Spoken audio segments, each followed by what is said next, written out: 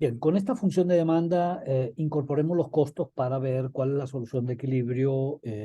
por plazo temporal. eh, y en este caso lo estamos haciendo con una estructura de costos súper convencional, con un costo medio de corto plazo en forma de U, de manera que tienes la combinación, digamos, de tramos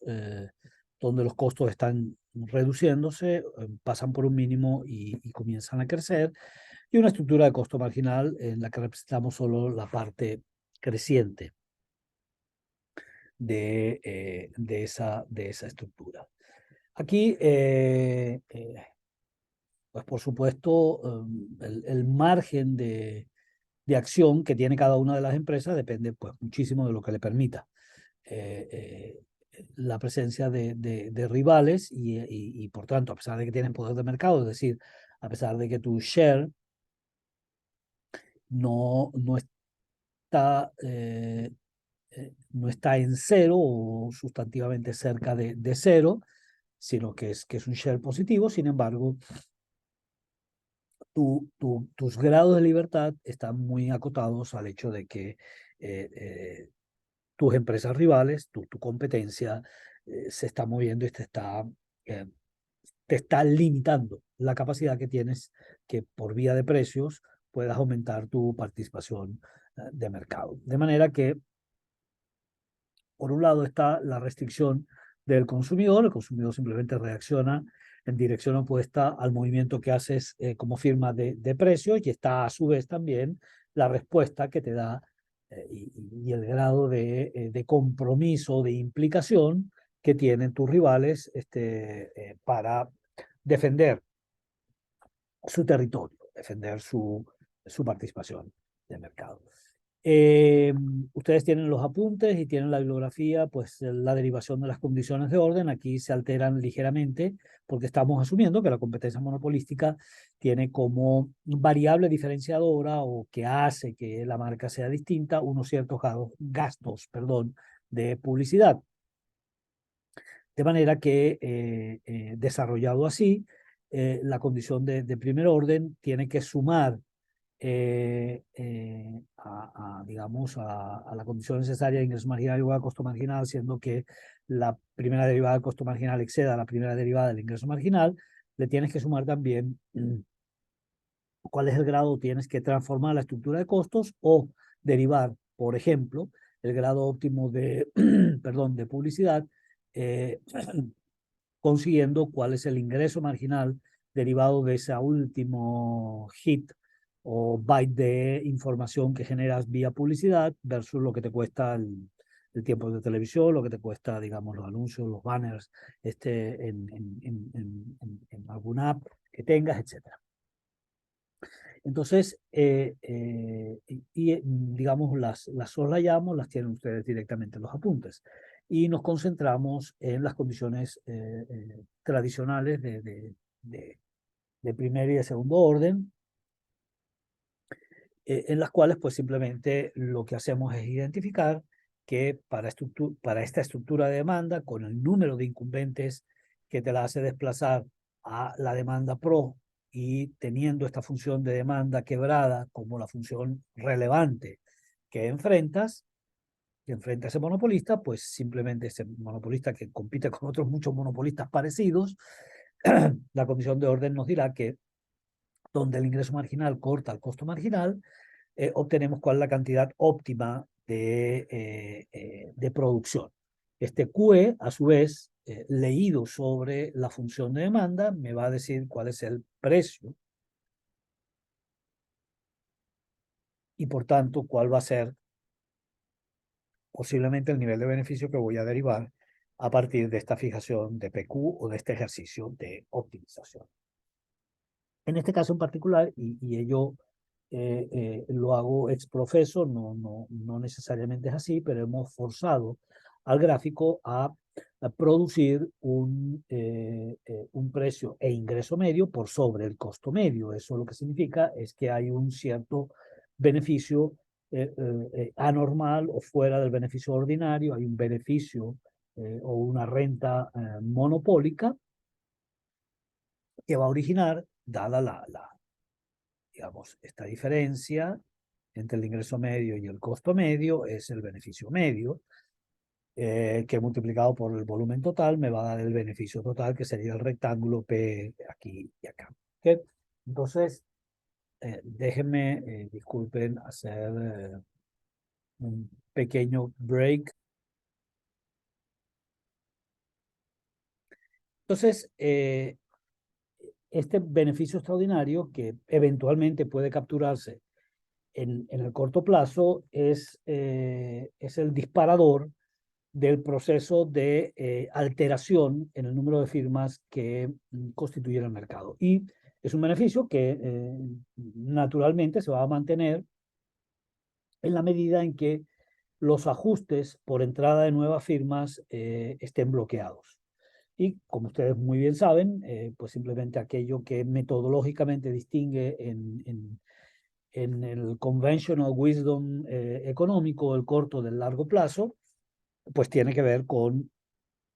la disponibilidad o no de todos y cada uno de los insumos requeridos para producir ese bien. En la medida en que existe una disponibilidad limitada, fija, por lo menos de un factor productivo, estará bloqueada la entrada a ese sector,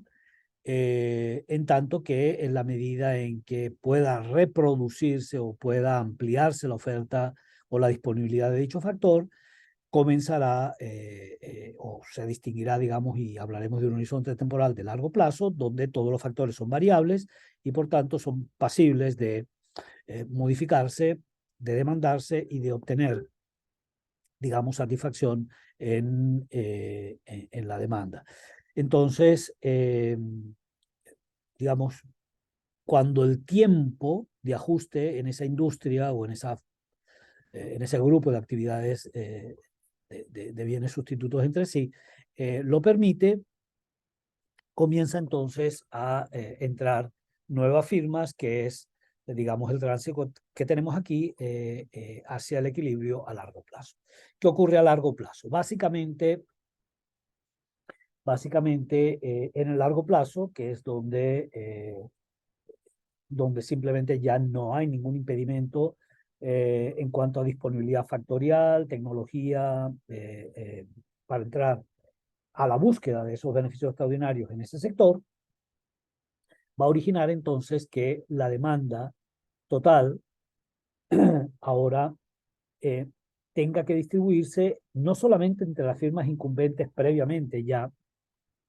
existentes en el sector, en el mercado, que serían las N firmas, sino que se le agregan, se aditan K firmas, que son las entrantes búsqueda de ese beneficio extraordinario y que con la KésIma empresa ese beneficio cesa, se torna, digamos, cero, el beneficio económico, queda solamente el beneficio ordinario y eso hará que efectivamente se produzca este tipo de movimientos. Si no ha habido una modificación de la DT total, la demanda proporcional sí se modifica por el hecho de que antes tenía que distribuirse entre N firmas y ahora tiene que distribuirse entre un universo mayor de empresas que concurren a ese sector. De manera que se origina un desplazamiento de la función de demanda proporcional que antes tenía y por tanto de un tramo de la función de demanda quebrada, que antes tenía su quiebre aquí, esta era la función roja, y aquí, digamos, pasaba al tramo de demanda proporcional. Ahora tenemos simplemente una función de demanda proporcional trasladada y una cantidad ahora inferior. ¿Hasta dónde se traslada? Pues simplemente entran más y más firmas hasta que los beneficios se anulan. ¿Cuándo se anulan los beneficios? Cuando el P, digamos que ha venido descendiendo por la entrada de nuevas industrias, pasa a ser un precio de equilibrio que exactamente, y del que se deriva un ingreso medio que exactamente es idéntico al costo medio eh, de largo plazo, de manera que ahora la producción se comprime a un QE donde, de nuevo, se siguen cumpliendo, digamos, las condiciones de orden de ingreso marginal igual al costo marginal de largo plazo. Les subrayo el hecho de que ahora estamos trabajando con un horizonte temporal donde todos los factores pueden ajustarse a demanda, pueden ajustarse, digamos, por cambios en las decisiones, en los volúmenes de producción, etcétera, y por la estructura misma de concurrentes en el mercado, y hará entonces que el ingreso medio igual al costo medio y desaparezcan, se esfumen todos los beneficios extraordinarios. Pero fíjense ustedes que, y aquí comienza, digamos, la estructuración del dossier contra la competencia monopolística desde el punto de vista de eficiencia paretiana. Fíjense ustedes que está pasando lo siguiente. En primer lugar, tú tienes una estructura de costos de largo plazo que se encuentra operando por encima y con un tamaño de planta correspondiente que es menor al tamaño de planta óptimo. Que recuerden, es aquel que tanto en el mínimo, en el que coincide, perdón, el mínimo de corto plazo de esa planta con el mínimo de largo plazo del número total de plantas o tamaños de planta posibles en esa industria, y por tanto estás operando con unos costos y precios que exceden los de máxima eficiencia. De manera tal que, y aquí, digamos, rubricamos esa llamada leyenda negra, que es la propia implicación de Chamberlain de este tipo de competencia, que traen asociados, digamos, traen asociados costos mayores a los que serían estrictamente necesarios para abastecer la demanda en ese mercado. Entonces, en realidad, lo que está ocurriendo es que por esa posibilidad de entrar y de propiciar la proliferación, la multiplicidad de marcas comerciales, hay un conjunto de costos fijos que se podrían, con un menor número de marcas, con un mayor tamaño en la participación de mercado de una firma en particular, podrían ser asumidos y podrían pesar menos en los costos, en la formación de los costos totales, costos fijos si pudieran ser compartidos. En otras palabras, precisamente se pierde su aditividad por operar empresas con muchas marcas, pero, o sea, muchas empresas con cada una de ellas una o muy pocas marcas comerciales que van a hacer que no se capturen suficientemente las ganancias, las llamadas economías de enfoque o economías de alcance, al perderse parte de la ganancia de aditividad que supone el poder distribuir unos costos fijos dados entre un mayor número de productos y de volúmenes asociados a esos productos. De manera que también, y de nuevo, a esos costos fijos hay que sumarle los esfuerzos y los costos de diferenciación. ¿Okay? Son, digamos, gastos de marketing, publicidad, mercadeo, lo que sea, pero esos son, al final del día, costo sobre costo. Gasto que termina trasladándose en la formación de precios hacia el consumidor final. Ustedes me pueden decir, bueno, pero es que también la publicidad te entrega información y eso puede resultar un bien con valor para el consumidor y mucho más para consumidores que pueden estar apreciando más la posibilidad de tener un mayor número de variedades disponibles y poder optar, tener una gama de elecciones mayor que una menor, pero en todo caso son gastos que se contabilizan en el momento de estructurar el precio mínimo al cual hay que vender para cubrir dichos costos de publicidad. De manera que, tanto para la firma, en el sentido de que opera con costos mayores y con beneficios menores a los que potencialmente podría derivar, o al menos con masa de ingresos totales menores por un volumen de producción contraído, así como también hay que contabilizar el menor excedente del consumidor que precios más altos obligan a pagar. Entonces, esa ineficiencia o ese subóptimo paretiano lo es tanto desde el punto de vista local de las empresas incumbentes como desde el punto de vista global, es decir, de la sumatoria de excedentes del productor más excedentes del consumidor inferiores a los que con menos marcas y con formas de competencia distintas a la competencia monopolística podrías estar derivando. Entonces, y solo les adelanto, hay un modelo de localización que vamos a desarrollar en las próximas semanas, llamado modelo de Hotelling o de la playa de Hotelling, que es la localización en el espacio de atributos de distintos productos diferenciados. Aquí la solución es una solución bajo la lectura o bajo la óptica de Hotelling de exceso de diferenciación. Hay más marcas en el mercado de las necesarias, imponiendo costos e imponiendo ineficiencias. Y consecuentemente, cuando comparamos las soluciones equivalentes de competencia perfecta, que es una solución donde siempre a largo plazo se va a alcanzar, se va a usar el tamaño óptimo de planta, se va a alcanzar el mínimo de los costos medios a largo plazo y ese precio va a ser un precio el más bajo de todos los posibles. Cuando lo comparamos con el de competencia perfecta, va a ser un precio mayor el de competencia monopolística al de competencia perfecta. Va a haber un volumen de producción menor y va a haber un mercado distribuido, fraccionado entre muchas más firmas de las firmas que de manera equivalente tendrías en competencia perfecta. Finalmente,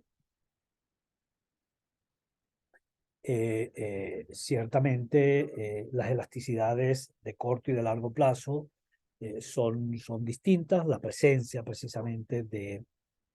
funciones de demanda proporcional más cercanas al origen vuelven mucho más apremiante el tema del markup y de las presiones sobre la rentabilidad y, digamos, ese exceso de firmas origina efectivamente que tengas una estructura de costos que opere sobre una geografía de costos más alta de la que podrías operar en otro contexto, en otra estructura de mercado. De manera que tenemos como una doble ineficiencia. Tenemos, desde el punto de vista de costos, tenemos la ineficiencia de que no estás minimizando el costo, no estás operando sobre el mínimo de costo medio de corto plazo, ¿ok? Ni tampoco estás seleccionando el tamaño de planta que te minimizaría a largo plazo los costos de producción, ¿ok? Así que no solamente tienes una planta más pequeña de la que deberías tener si quieres tener los costos más bajos posibles, sino que a su vez,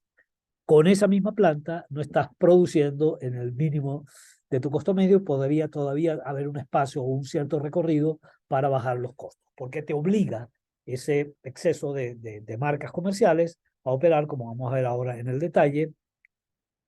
a operar en el tramo todavía dependiente negativa. Acá vemos, perdón. Veamos, simplemente ampliando, qué es lo que ocurre. Como tienes una participación de mercado inferior a la que deberías tener, porque empujas demasiadas marcas en ese mercado, pues vas a tener, efectivamente, no vas a tener la posibilidad de instaurar un tamaño de planta como este verde, que sería el del óptimo de Pareto, al cual se le asociaría también un precio, el menor precio posible, que sería el precio que cumple con el requisito de ser óptimo de Pareto, y operas con un tamaño de planta que es el rojo, ¿ok? En el corto plazo, que se encuentra a la izquierda del tamaño óptimo de planta. Pero no solamente eso, entonces eso hace que tengas un volumen de producción con costos mayores a los que tendrías, perdón, si tu tamaño de planta fuera algo mayor. Pero no solamente ocurre eso, sino que a su vez estás operando para precio nulo, para beneficio nulo, estarías operando sobre, en este punto de equilibrio amarillo, sobre el tramo todavía donde prevalece un cierto espacio de ganancia, de reducción de costos, pero te quedas previo y no lo capturas porque no llegas a producir en el mínimo del costo medio del corto plazo o para ese tamaño dado de planta. De manera que ni siquiera tienes el precio con mejora paretiana que hemos dibujado aquí, sino que tienes un precio de equilibrio que es mayor que el del óptimo y que un precio algo alejado del óptimo, pero mejor que el que termina realmente, con el que terminas realizando la operación. Bien, y ya para finalizar el punto, bueno, pues básicamente esa leyenda negra en el reconocimiento y en la revisión contemporánea de ese modelo de competencia monopolística o del modelo de Chamberlain, se ha considerado, se ha introducido, digamos, como mitigante, se ha introducido argumentos que nos dicen, bueno, es posible que sea eso, pero a la vez hay que tomar también, hay que colocar en el otro lado de la balanza o hay que reequilibrar el fiel de la balanza, considerando que la propia presión competitiva es siempre un buen incentivo para mantener el estrés, para mantenerte fitness como empresa, en el sentido de que, bueno, tienes poco margen y ese poco margen pues también te da poco espacio y poca capacidad para ser ineficiente, digamos, más allá de lo que supone tener una participación de mercado inferior a la que sería la óptima desde el punto de vista agregado. Entonces, tener más competencia es siempre mejor que tener menos competencia, pues no te relajas porque estás obligado día a día a perseguir el ahorro de costo hasta el último centavo, por un lado, y por el otro, pues también tienes que considerar cuánto en el argumento de la función de utilidad de los consumidores estos valoran la presencia de más marcas comerciales. En la medida en que los consumidores tengan alguna preferencia considerable por la variedad, es decir, por no tener una o dos marcas en los anaqueles, sino tener 5 o 10 marcas, pues en esa medida, el tener una marca, la marca aporta per se un vector de utilidad para esos consumidores que prefieren tener más elecciones disponibles o una selección más amplia de marcas. De manera que eso también debería ser un mitigante porque no es, genera agregados en utilidad el incorporar una marca más y desincorpora utilidad si sacas el número de marcas actual bajo el esquema de competencia monopolística.